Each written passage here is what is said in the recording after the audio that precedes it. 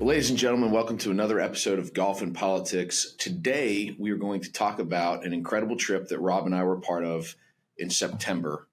We went to Ireland and we played golf on the west coast of Ireland. It was a trip for the memory books. My first time playing golf overseas. Rob, I mean, this is common for Rob. He's done a lot of these trips. And so, Rob, why don't you just talk about, how this trip came to be. And also, I just want to say thank you for calling and asking me to be a part of this trip. It was truly an honor to be a part of it. And some of the guys I met on this trip are going to be friends for life, not to mention how great the golf was. But how did this trip even get started in the first place? Right. So I had gone on a trip to Scotland in May of this year with Gerard Burke, whom our listeners will learn more about on this podcast. But my business partner, Brad Cheney, had said he wanted to go over. He'd like to do Ireland and was thinking about a trip in September. He sent me some of his initial ideas and said, what do you think about, going on this trip? And I took his notes, and about a day or so later wrote back, I'm in. Here's where we're playing. This is where we're going. Because I figured, if we're going to go do this, we're going to do it right. And we're going to hit some great courses. And really, as important as putting the lineup together of which courses you're going to play and where you're going to stay and where you're going to eat and all that stuff, it's equally as important to get the right group of people, the right mix of people. And I knew everybody going on this trip except for Casey, who was Matt's good friend. And he ended up, just being an awesome person. But most of the folks going on the trip didn't know more than me or maybe one or two others. But I just had a good feeling of the mix that everybody would get along. And you need to, because it's 11 or 12 rounds of golf. I forget exactly what we played. Is a lot of time and a lot of close proximity on the bus, a lot of meals, a lot of drinking, a lot of fraternizing.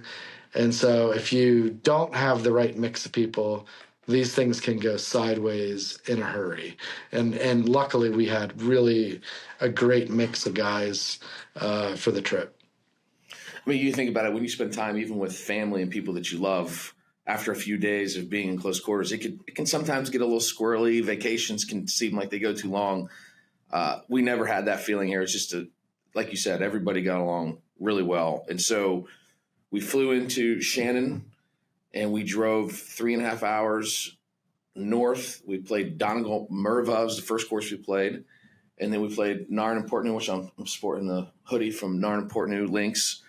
We played Critch Island, which was magnificent, a 9-hole course in the middle of nowhere. Then we played Rossapana Resort. We played St. Patrick's, new course there that's now ranked, Rob, 49th in the world, I believe. Mm-hmm. Followed that up in the afternoon by playing Sandy Hills. The next day we played County Sligo, then Enniscrone. Shane Lowry, the professional golfer, thinks that Enniscrone is the best course in the country. I don't know that that's the case, but it was one of my favorites for sure. Then we played Carn. We played 27 holes at Carn and then finished at Ballybunion playing the old course one day. Half of us played the old course one day. The other half played Cashin, and then the next day we flipped. And so that's a lot of golf in 8 days. And I know I was tracking all my steps. I walked over 80 miles on golf courses while I was in Ireland, and that was fantastic.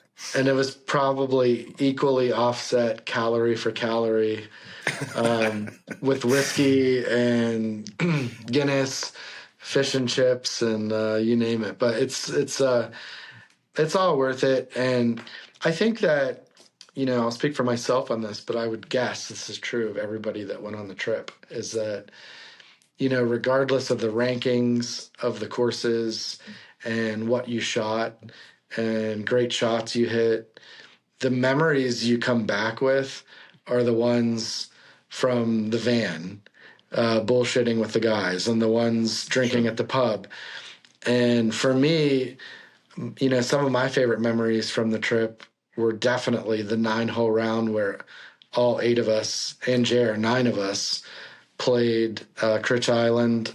I thought that was just incredibly special. And, the day we played 36 at Sandy Hills and St. Patrick's, in the morning, Nick Kirsch and I think we both shot in the low 70s, and we had a blast and we had a good time playing with each other. But I thought the afternoon at Sandy Hills was even more fun, and definitely a lesser ranked course, not designed by Tom Doak, with epic views of the ocean.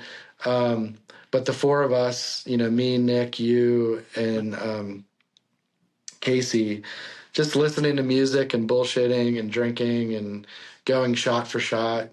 It was just a blast, and that's really what Ireland trips are all about.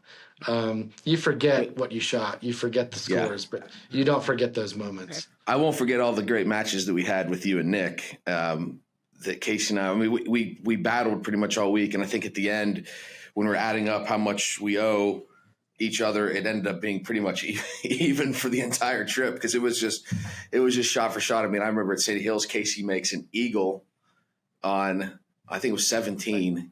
He makes an eagle, and we take a lead, and then we just absolutely both melted down on 18. And you guys won the hole with an easy par, and we were struggling. We both 3-putted, I think. So, what a great time. And it was fun. And even if we got to the end of the week and one side won a bunch of money, that would be the least important aspect of the matches. I mean, the best part of the matches is the shit talking, and that's right. The amount of times Casey and I had to be therapists, for Nick and for you. I mean, you guys are both great golfers, but I thought a couple times there, Casey and I might have to really step in and give you guys a shoulder to. Well, let's get into our first clip that we're going to show.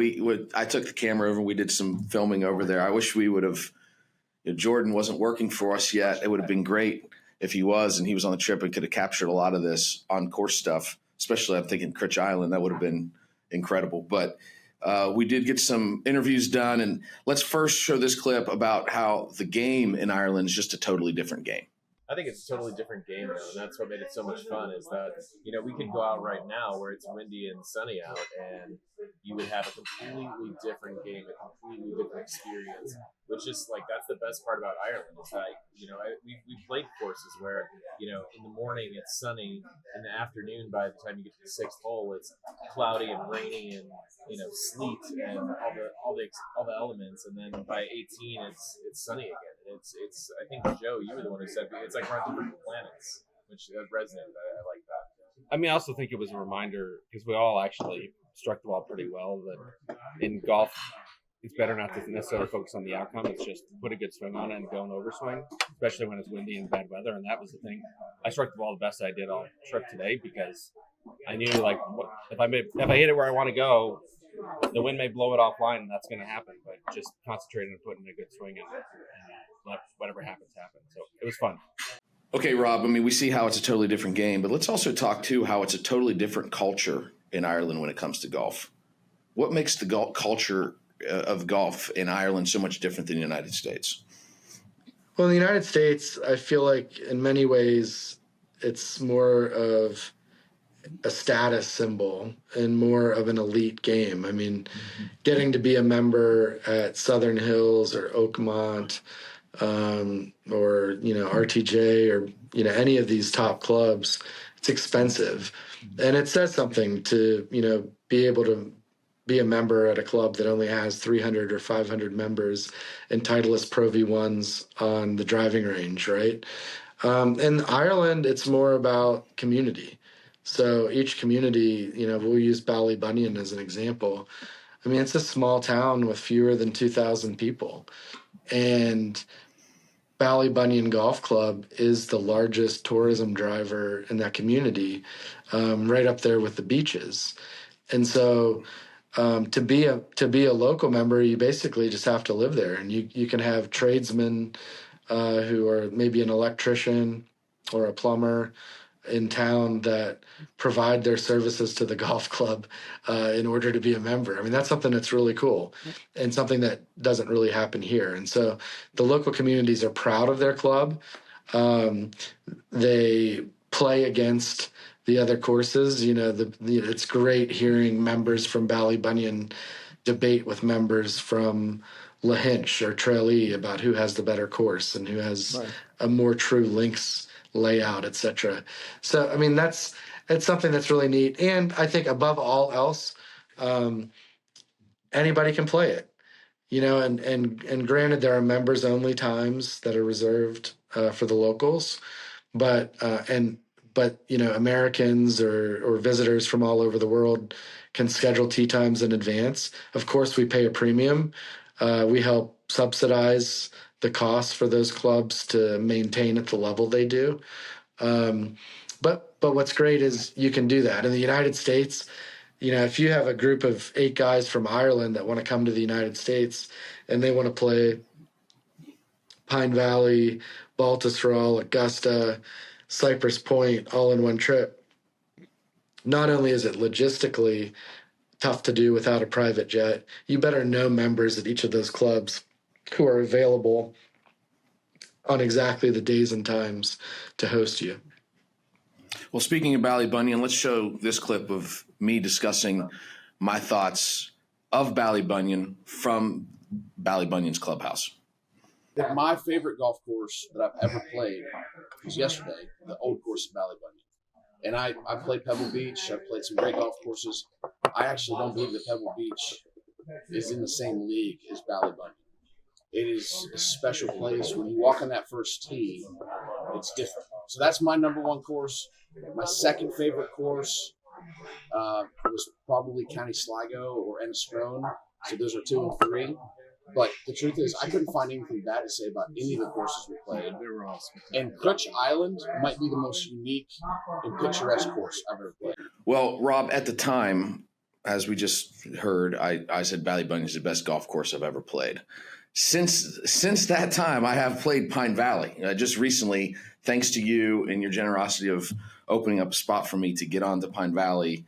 Now it's a real debate between those two. I mean, because they're just both special courses, both different courses as well.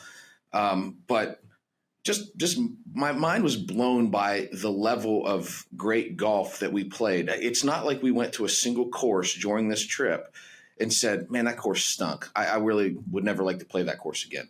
I think every single course we played, I would love to go back and play again. I could see myself even going over for a month and like getting once you talk about the accessibility. I mean, Enniscrone and Cairn, those places, it's only €500 a year after your initiation fee to be a member. So I mean, I'm thinking to myself, I could join Enniscrone. I could go over to Ireland for a couple weeks a year, and it's going to be an unbelievable deal for me because it's probably what we paid for our greens fees. But if you become a member, it's really accessible and affordable. Yeah, I joined Crail Golfing Society in Scotland. It's about 10 kilometers south of the old course in St. Andrews, and has a Gilhan's tournament course that's more of a U.S. style links, and then it has an Old Tom Morris 18-hole course that is just outstanding out on the cliffs with the ocean waves crashing against it. And, you know, it's one of those things I forget even what I paid to join. I mean, it was certainly, it might have been like 500 pounds or maybe 1,000, I forget what it was. And maybe it's 100 pounds or 200 pounds a year, but I can bring 7 guests at a time.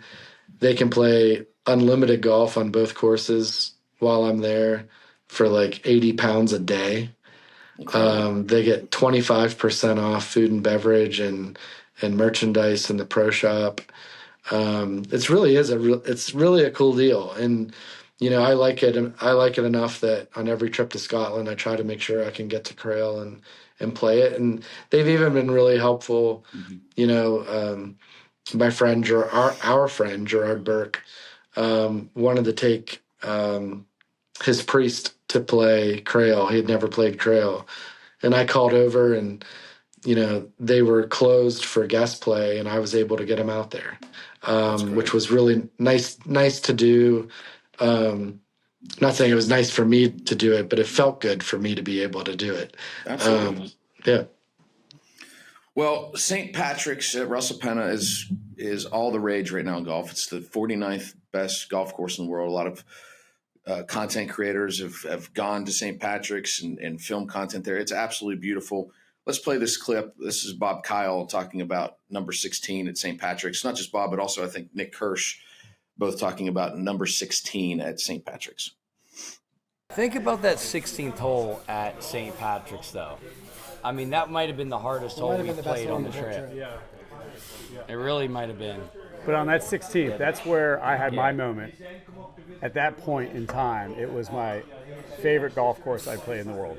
Period. Like when I'm walking down 16, walking down that hill. It's after special. the drives, and you're just taking it in. The water's on your left. And granted, we had a great weather day that day. I mean, I think half of us were probably in shorts. It was just that to you me. talked about being biblical or I was whatever it was. I was in awe of the whole Walking experience, down that fairway. and that's when I said this is the best place on earth I've been in a golf course. Yeah. At that moment, It was. There's something It was. about walking down that 16th hole. That's my number two by far. I really want to see St. Patrick's in 5 years. I want to see it when they're done with the resort, when it has time to mature a little bit. I thought it had a great mix of long and short par threes, great use of the coastline. It reminded me a lot of Pacific Dunes, which is also Tom Doak. A fairer version of Pacific Dunes. A fair version of Bandon Dunes. And just because I think it was more forgiving to the average golfer doesn't mean it wasn't a great golf course. I think it was really, really good. I don't know if I'd put it in the top 50 in the world, but I think it's spectacular and worth the trip in and of itself. All right, Rob. So this course is very highly rated. It was probably the second highest rated course that we played in Ireland. It's pretty new. What was it, 2022 it opened or 2021? I can't remember off the top of my head. Yeah, it's been within the last 4 years for sure. But you have been a golf course rater in the past. Did it live up to the hype in your opinion? Yeah, I want to say yes, because I felt that it was aesthetically perfect. I thought that the views were stunning. It made an excellent use of the coastline. You got to play on the coast in different directions, so you could experience different wind patterns. I thought the inland holes, not on the coast, were terrific as well. They were in all different directions. They were challenging. I thought the green sites were both natural and interesting and led to a ton of options where you could putt from 50 yards off the green, hit a low bump and run with a hybrid, hit a flop shot if you wanted to. And so, I mean, I just thought there was a lot of variety. And so on the metrics that courses are rated, it's off the charts, and it's worthy of being in the top 100. Now, on the trip, it was interesting because I thought the group was pretty well split. Some people had St. Patrick's as their favorite. Others, had 3 or 4 ahead of it. And I think we determined that, a lot of folks, unless you're like trained to be fair, tend to like the courses where they played well the best.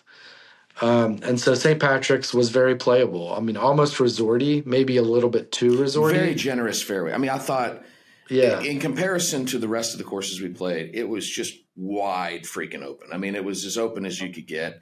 Yeah. A lot of the other courses, I mean, you've got dune on your left, dune on your right, and you're just freaking out trying to keep it into this narrow tunnel. There was none of that at St. Patrick's. Pretty wide open. I mean, for those listeners that have played Bandon Dunes, I feel like St. Patrick's could be the 6th course at Bandon Dunes and fit right in.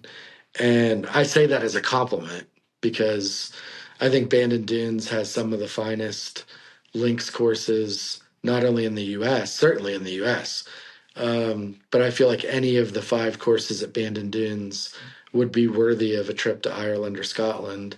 And I felt like St. Patrick's kind of reminded me a little bit of those where they don't really beat you up. They're not as rugged as, say, a Royal County Down or a Ballybunion or a Donegal or Lahinch, but they're just stunningly beautiful, and it's hard not to like it. And, you know, when you brought up earlier, you know, choosing between Ballybunion and Pine Valley, my argument would be why? Exactly. I mean, it's like, why? They're both, Right. you know, for me, those two are so special that it's almost like whichever one's the last one I played, I like better. But like choosing between, you know, the sandy forest of southern New Jersey versus the Atlantic coast in Ballybunion, they're totally different landscapes. Correct. Both special. I mean, look, like, you know, it's like choosing between blondes and brunettes and redbush. Like, it's like, you know, you really have to, you know, why choose? Well, I guess my thoughts on St. Patrick's, and maybe I wasn't as high on it as everybody else. Again, I can't wait to go back. I want to go play it again. That being said, it was definitely different than every other course that we played. I think the whole resort at Russell Penn was just different than everywhere else that we went, where it was a local community club, a little more rugged clubhouse, a little more rugged out on the course. Courses played a little harder. So I think that's kind of where my mindset was. But I mean, yeah, it's a beautiful, beautiful golf course. A lot's been said about number 16 at St. Patrick's. Let's go ahead and watch this clip from Casey Lang talking about great walks that we had on the trip. When I think about it, I think about, okay, of course, the weather takes into consideration. But walks on the coast, when you hit a shot, you can walk up and enjoy, 16, yeah. I would say, 2 to 3 minutes or 4 to 5 minutes of just absolute bliss, right? And I think there's multiple times on this. I think at County Sligo, on the par 5, I don't remember their signature hole, but when you're walking up, is it 12? Yeah, and you can see for the coast for miles, right? It seems like, and you're walking up. I think that's a big deal. I think St. Patrick's has quite a few of those holes where it's just like, all right, not only do you hit your tee ball, but you walk and you enjoy. That's the thing. And I think here it's the same thing. You've got multiple shots. Not only do you look at the beauty, but it's like every step you take, it's like, holy shit, what are we witnessing? And in my opinion, that's why there's 3 that are firmly ahead of all the rest. I think you've got Ballybunion at 1, not even close. You got multiple walks on the whole course that you can spend 10, 15 minutes enjoying golf in another sense. I think County Sligo is the second. There's a couple holes on that where you're basically, of course, we had great weather that day, and I played well that day, which also. What'd you shoot again? Yeah, 74 that day. No big deal. And I just think, and then St. Patrick's. To me, those are the top 3. All right. Yeah. I mean, the walks, Rob, are great. Let's go ahead and watch another clip here, though, about you talking about the best parts of these trips. And I think that reminds me, the best part of these trips is the journey. I mean, it's the hanging out with the guys in the van, the dinners, the drinks, just as much as the golf. And to finish in Ballybunion, top 10 in the world, home of Gerard Burke from Ireland Travel Links. Make sure you book Gerard. Who is, by the way, Casey made a great point the other day. It's very rare that you spend time with somebody that's the best in the world at what they do. Gerard Burke's the best in the world at what he does. Or maybe the best in the world. He is. I mean, I was fortunate to be introduced to him by my club president back in the States. And everybody in my club only uses Gerard. They come back, and I swear his business is 99% repeat customers and word of mouth. And that's how you know you have a good business, when you don't even have to bother advertising and your book fills up for the entire year. And I think it's his patience, sense of humor, and just genuine love of golf in Ireland. And I think to finish at Ballybunion, which is his home and his hometown, makes this all the more special, because while the golf course is outstanding, it's the people that make good rounds of golf. You know, I've had a chance to play a lot of the best golf courses in the world, either with an assistant pro or somebody I didn't know. And I would trade every one of those experiences for days like these, when you get to play with people that are fun, that you really care about, and that you have inside jokes with. And that's what these trips are all about. And I think everybody in the States, look, instead of every year spending thousands of dollars on new clubs, invest in one of these trips, you know, to Ireland, to Scotland, come to the home of golf, learn about its history, play a different form, and figure out an excuse to spend a week or more with some of your best friends. You'll never regret it. All right, this next clip, Rob, that I want to show, it's Gerard Burke talking about how this discussion that we had about golf courses was a good discussion, and how people have different views. I think this discussion is actually good, because it's better than maybe just rating them 1 to 10, whatever. I think it's good. Because it's really hard to rate them 1 to 10. I think Sligo has some walks. Like, Sligo has a diversity of holes, right? I mean, like you said, it's at 5, it starts another golf course. Yeah. Then you go to the back 9, it's another golf course, and it just opens up. I would argue, and I can't remember what hole it is, but that downhill par 4 at Narren-Port New that goes out to the point, that dog leg right. Like, yes. There's no. that was my favorite walk of the entire trip. It's incredible views. Yeah. Unbelievable views. And it was so challenging off the tee. I mean, you had to be so precise on every shot. I don't know. There's something special about that place. I also think great golf courses have great finishes. You mentioned a little bit ago, a lot of times it's what course did you play well at, or was the weather better, and that's how you end up rating golf courses, on your list. I mean, I think that, for instance, on our trip when we played Enniscrone, our buddy Nick was not enjoying Enniscrone in the moment. I was with Nick last weekend, and I think that he speaks much more highly of Enniscrone now, a month and a half removed from playing it. I mean, that's probably the case with anything in life. But it's how did you do in the moment? What are some of the memories that you have there? But I think if you can look objectively back, it's a little bit easier. In the moment, you're probably going to emotionally say that this course was better than that course, et cetera. Yeah, I mean, we all look for different things. For me, my favorite courses tend to ask something of you off the tee as far as accuracy. It's hard for me to get excited about golf courses that have 100-yard wide fairways, partially because it takes away my advantage. My advantage is hitting it straight, not far. So I tend to like something that demands something off the tee. And I really like green surrounds that give you a ton of options and reward good hands and reward creativity. And so by that metrics, to me, Ballybunion deserves being ranked where it is, more so than St. Patrick's, which I felt was a little bit too generous. Actually, Sandy Hills, I thought, was probably more challenging and a better test of golf. And that's probably not even ranked in the top 300 in the world. Well, and let's be honest, too, none of us ranked Sandy Hills high. We also played it on a day that they had just punched the greens and they were top dressed. True. So putting was a little bit of a challenge, and you had a little bit of luck involved with the bouncing of the ball on the green. But I think, like you said, if that course we're playing it in a little better conditions with the greens, we're probably ranking it a lot higher. It was a great golf course as well. Well, the other highlights of Sandy Hills were getting to make fun of the cretin that was working in the pro shop. He was one of those guys that was like bald on top with like a long ponytail down to his waist. Like, looks like he should be collecting tickets at the cinema at the Fort Steuben Mall. We also had our worst caddy of the trip. That's one of the rounds, one of the few rounds we took, not carts, but we took buggies. That's what they call them in Ireland. And we had a 4 caddy. It was probably the worst caddy we had on the trip. He was knowledgeable about golf. He was just not very fun to be around. But we had fun despite him.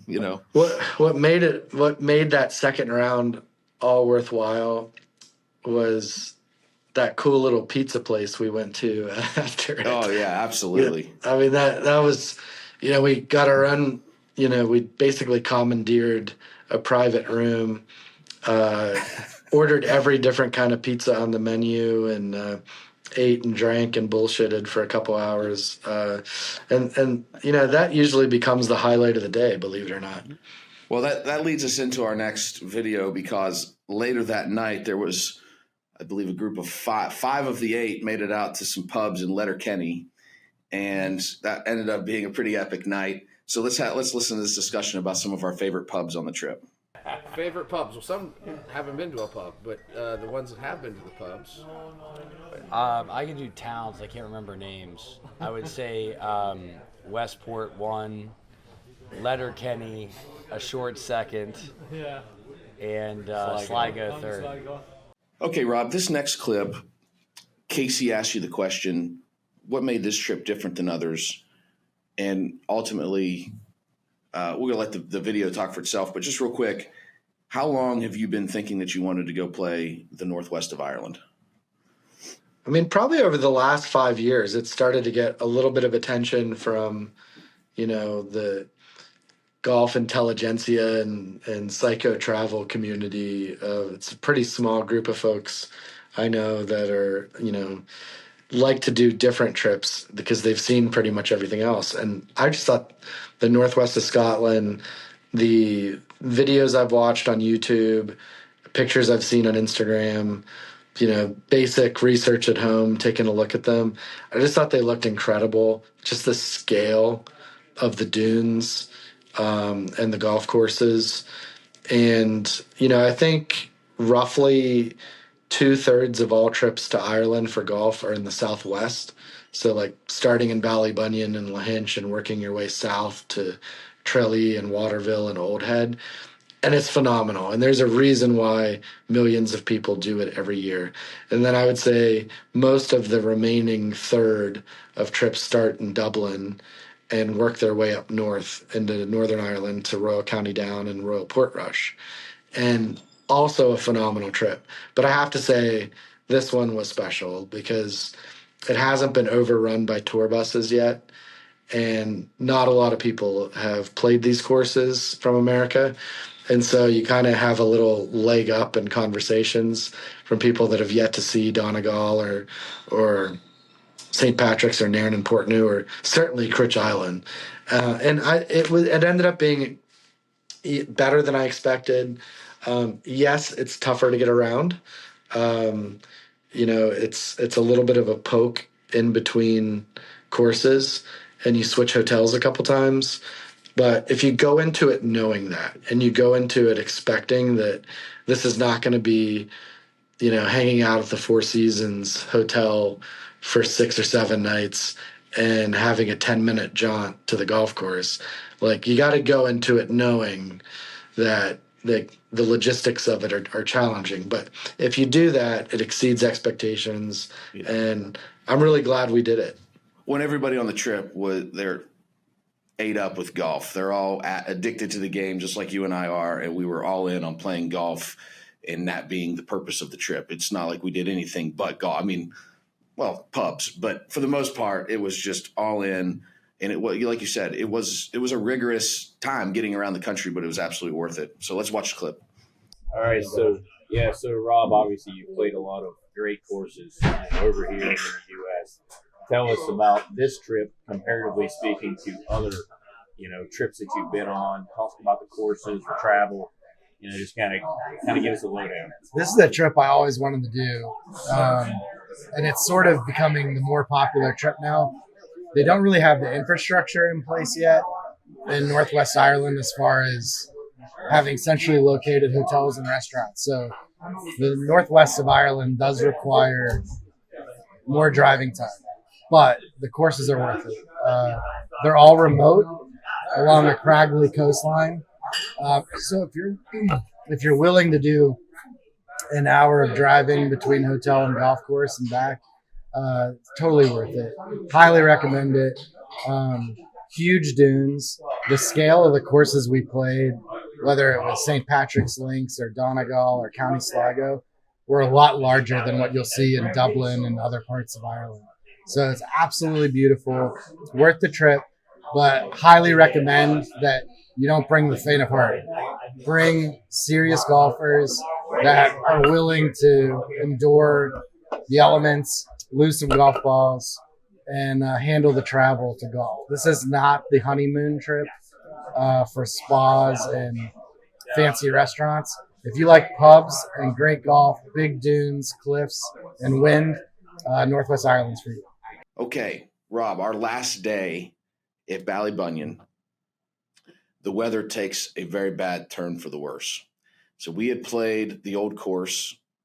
You, myself, Casey Lang, Nick Kirsch, we played the old course on, I believe it was a Monday afternoon or a Sunday. I can't remember now what day it was, but the last day that we played that afternoon, we wake up the next morning. The other group is playing the old course at 7 a.m., I believe, first tee time of the day. And we are playing the Cashin course at 8 a.m. So the other group had left our hotel and was over at Ballybunion playing, and we're having breakfast. And I just remember I go back to brush my teeth and get one more thing out of my room before we head out. I come back out to take a cart over to the Cashin course, and they said, Rob made an executive decision. We're not teeing off till the afternoon. Now, it was nasty weather. But let's watch this clip here because the guys that did play the old course, we didn't experience this weather, but they did, and it's a memory that they're always going to have. Today, it was simply biblical, absolutely biblical. I think it was 40 miles an hour winds sustained. We had gusts up to 50, rain sideways. Our caddies, I asked them, like, hey, how bad is this? So, like, this is the worst it's been since I've ever worked here. Like, so it was absolutely difficult. But the best part was we were ready for it. We were the 7 a.m. first tee time. It was practically dark when we teed off. Everyone hit the ball really well. I hit the ball horribly off the tee. It went to my 6-iron and then just relied on that the rest of the round. But Ken, Joey, they just hit like unbelievable fairway shots. And we put our rain gloves on, we had our rain hats on, our rain suits on, and just endured through it. And it was actually fun. It actually really was. I mean, how many times I was like, let's go. We were hitting good shots and rolling through it. But the worst part was when we took all our stuff off at the end of the day. And I saw Casey deliver me some dry clothes to the locker room. And I go, God, how'd you guys do, Casey? And Casey's like, oh, we didn't play. I was like, you suckers, what? They were supposed to tee off about an hour behind us on the Cashin course, and they didn't even tee off. We didn't tee off to 120. Little babies. I was so upset that you guys didn't get the true Irish and played through it. But anyway, just saying. So. All right, ladies and gentlemen, that wraps up part one of our Ireland trip. Part two is going to be mostly focused on Ballybunion. Thanks for tuning in. Download this podcast anywhere you get your podcast. Follow us on social media. We're Golf and Politics on Facebook and Instagram, Golf Politics Pod on X, and golf.politics on TikTok, which is all, that's our new platform, and we're getting a lot of great traction on TikTok. So follow us there at golf.politics. Also, watch us on YouTube. And we just appreciate everybody that's watching and listening. And we're going to keep bringing you great content. Hey.